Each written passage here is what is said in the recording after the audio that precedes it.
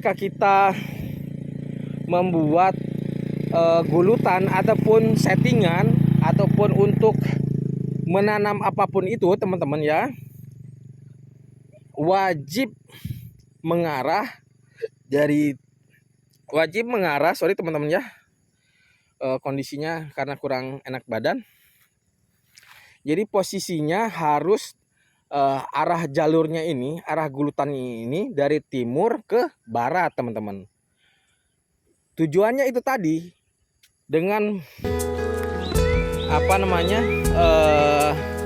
agar matahari itu bisa masuk secara langsung ke ruang-ruang tanaman teman-teman ya, sehingga menghindari untuk salah satunya teman-teman ya, sehingga menghindari untuk kelembapan yang terlalu berlebihan teman-teman, maupun matahari dari barat gitu ya. Karena ya untuk tanaman cabai itu sendiri sangat rawan dengan serangan jamur ketika kondisi lahan terlalu lembab teman-teman ya, apalagi tidak steril. Itu teman-teman, itu fungsi yang kedua ya. Nah kaitannya teman-teman,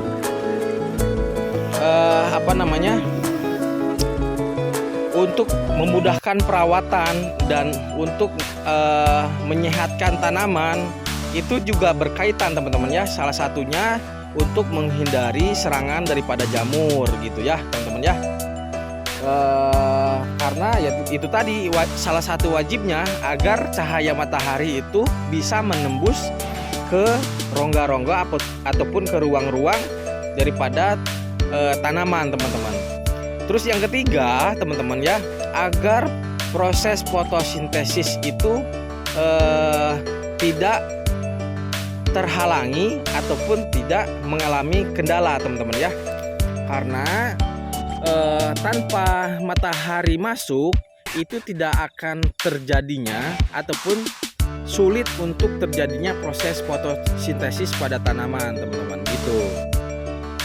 Kalau untuk lebar beddingan ya teman-teman.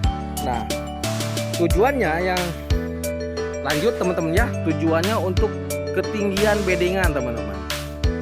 Kenapa wajib ketinggian beddingan ini 20 cm? Ini sangat berkaitan teman-teman, sangat kompleks dengan tujuan daripada lebar beddingan, terus ketinggian beddingan, jarak antara beddingan dengan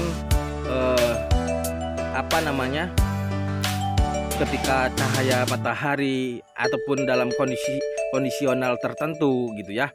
Nah untuk lanjut ya teman-teman, untuk minimal tinggi beddingan 20 cm ini tujuannya agar ini teman-teman ya, yang mana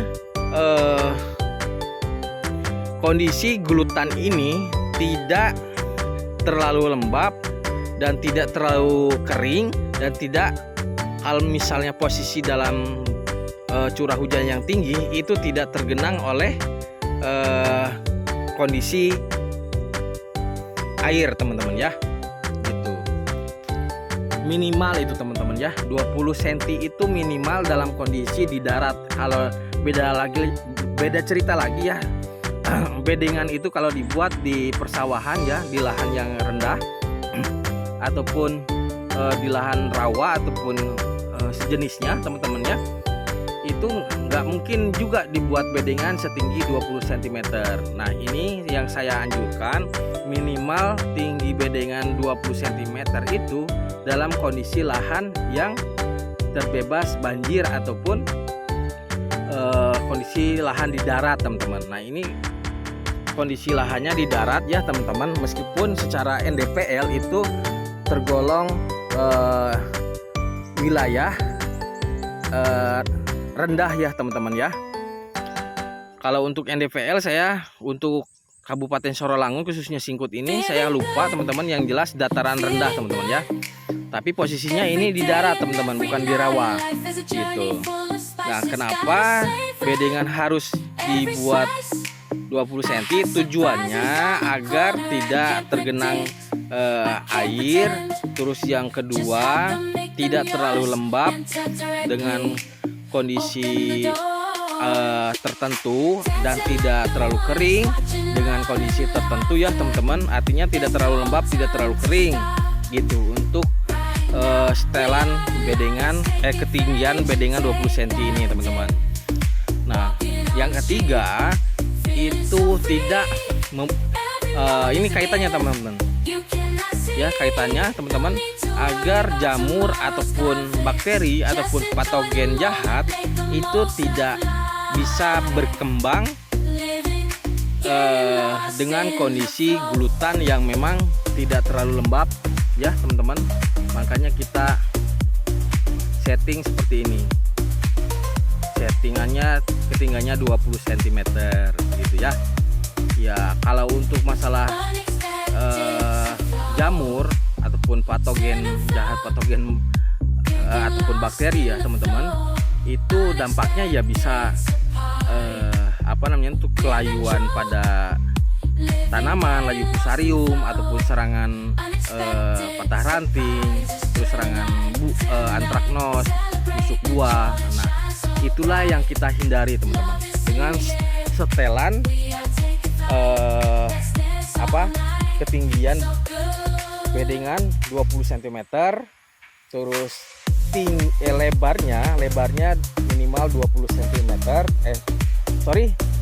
tingginya 20 cm, terus lebarnya 80 cm, dan jarak antara bedengan itu 1 meter. Nah, tujuannya juga agar nanti ketika tanaman sudah di fase generatif ataupun sudah berbuah, sudah tinggi, itu tidak terlalu rimbun ataupun bahasanya, agar space antara bedengan yang satu dengan yang dua itu tanamannya tidak menutupi jalan teman-teman, agar ya satu cahaya matahari tetap masuk sehingga parit ini tidak lembab ya teman-teman. Terus yang kedua, agar memudahkan proses perawatan, salah satunya ketika penyemprotan bawa tangki dan sejenisnya teman-teman ya, mau bawa ember dan segala macam untuk pemupukan.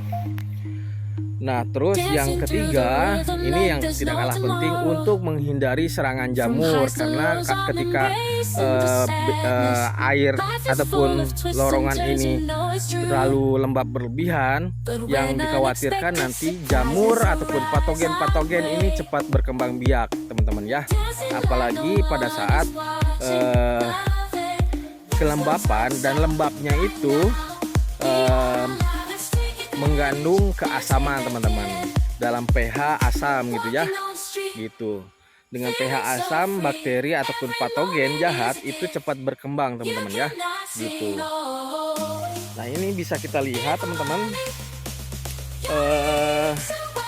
sedang diservis ya teman-teman, karena kemarin juga ya kita juga tidak bisa menyalahkan orang sepenuhnya, karena memang kondisi lahan juga seperti ini ya, masih banyak bekas tunggul-tunggul kayu, karena sebelumnya ini kebun karet ya, ditanami sawit, dan sekarang kita manfaatkan untuk menanam cabai. Artinya cabai ini tumpang sari di lahan sawit teman-teman.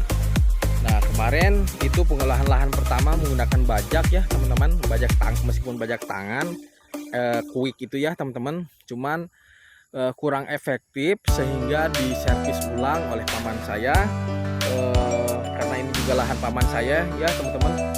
Jadi ceritanya untuk tenaga kerja saya cuma berharap dan mengandalkan paman saya ketika mulai kerja dari ujung sana ya teman-teman. Ini lokasinya 1 hektar, dikerjakan dari awal sana, terus sudah sampai ke ujung sini. Yang ada juga terjadinya belum full selesai semuanya, rumputan yang sudah diservis, gulutannya yang sudah diservis terjadi tumbuh rumput kembali teman-teman, ataupun tumbuh gulma kembali teman-teman. Nah, sekarang tidak apa-apa teman-teman, karena kemarin saya semprot biar mudah untuk memolesnya, tinggal moles-moles saja ya teman-teman, tidak seperti kemarin pada awal paman saya menyervis hasil dari apa namanya